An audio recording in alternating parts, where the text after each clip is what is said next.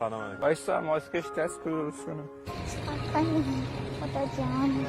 اوضاع مالی که خیلی خوب نیست، اقتصادی برای هیچ کس خوب نیست. نخیر هستش دستشه. برای خودم بنویسم برای چه کاری؟ چه که همونطور نمی‌نویسن که به اندازه که دوست دارم بنویسن.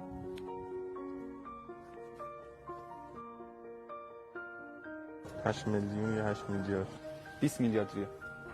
100 میلیارد ریال. 50 میلیون. بعدش اینو امضا کنه.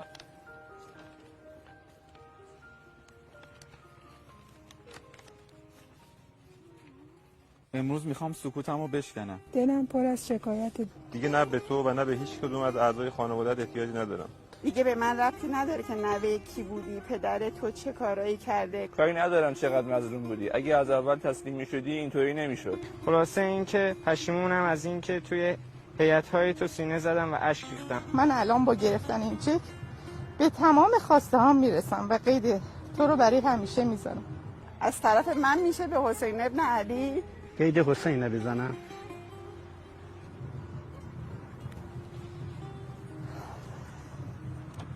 من عاشق امام حسینم. من نمیتونم ازش. اصلا شما بگید همه دنیا باشه. نه یه سری چیزا ارزشش دلیه، اصلا به این چیزا نیست.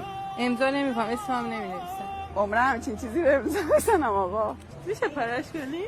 من جان و مال و اسمم فدای نام یکی نکته های آقا عبدالله حسین.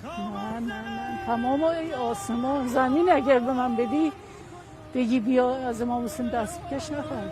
چون امام حسین از پول که بهتره. شما بگید تمام دنیا رو بدن، آسمون و زمین، هیچ کدومش یه قطعه‌اش که واسه حسین نیزی